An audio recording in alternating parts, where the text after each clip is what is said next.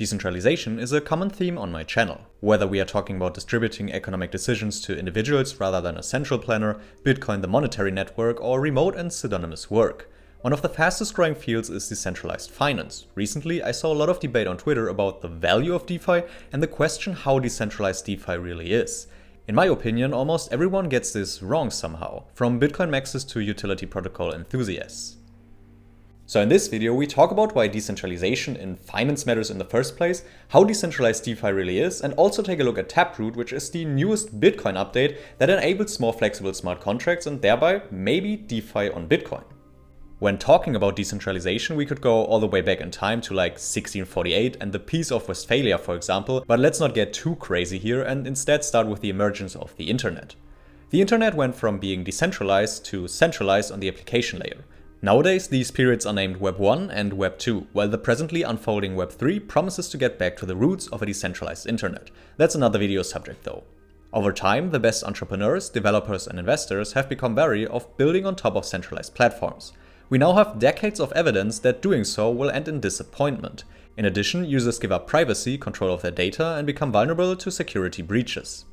Centralization of the internet has brought similar problems like the centralized nature of the financial industry. Take banks for example. They are these giant players responsible for clearance of funds, lending and accepting deposits. Banks are managed by humans and governed by policies that are prone to human-related risks, such as mismanagement and corruption.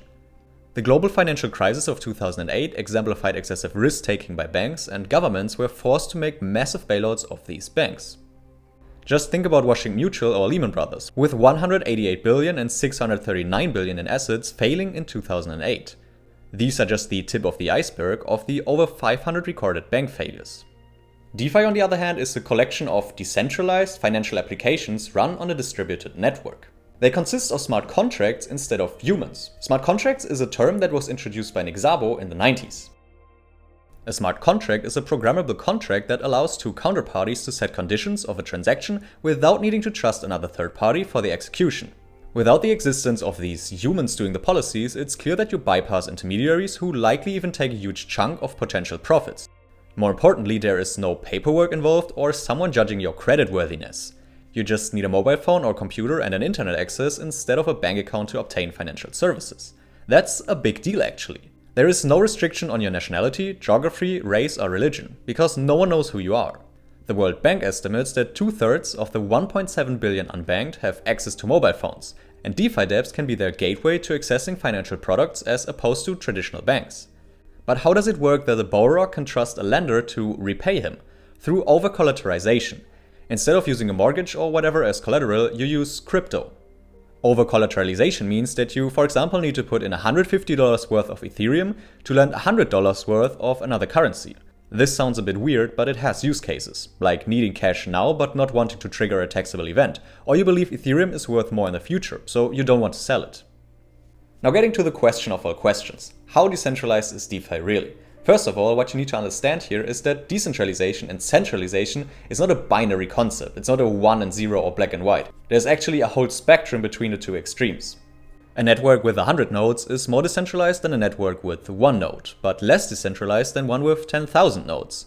The TLDR is no DeFi project is decentralized. But at the same time, almost no DeFi project is centralized either. Those who are fully centralized really don't deserve the name DeFi.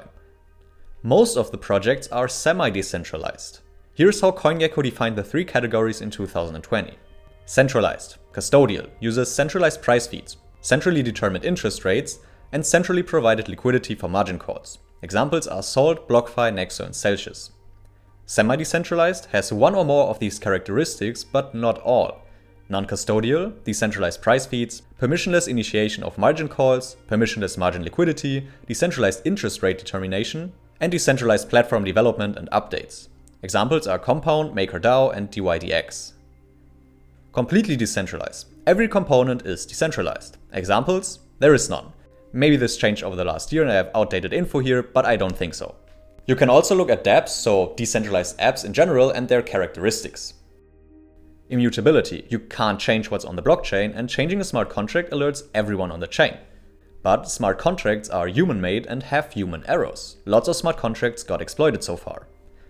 Transparency. Smart contracts are auditable, which is great.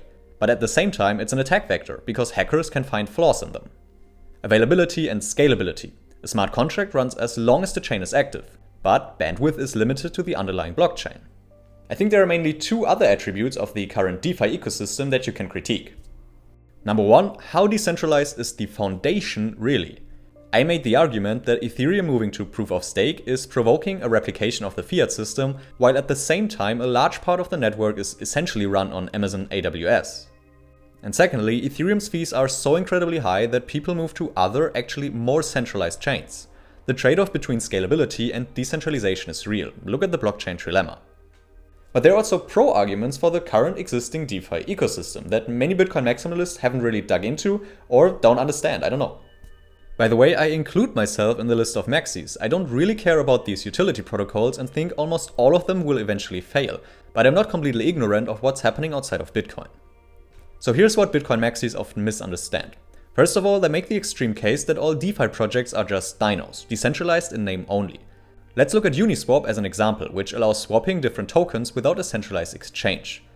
Now, Uniswap had a geographical ban in December 2019. The team excluded users from some countries like Belarus, Cuba and Iran. This of course is the exact opposite of what permissionlessness looks like and doesn't speak for its decentralization at all when a team of developers can do that and has to do it because regulators demand it. But here's what most people miss from the incident.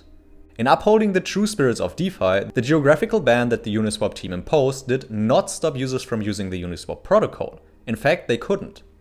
What? Why is that? I thought they blocked the geolocations. The Uniswap protocol is built and deployed on the Ethereum blockchain, which is accessible worldwide by anyone. Within a matter of hours, multiple sites that connected to the Uniswap protocol have gone live, enabling users who were previously banned to continue accessing the Uniswap protocol. Sure, Uniswap banned some locations from their exchange website, but that's just a front end, an interface. The team had no control over who can access the Uniswap protocol, which is the backend, the dApp, the set of smart contracts running on Ethereum.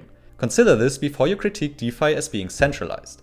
I would argue that decentralization has won in this example, and that's a good lesson. Decentralized, open source, community-driven projects can win.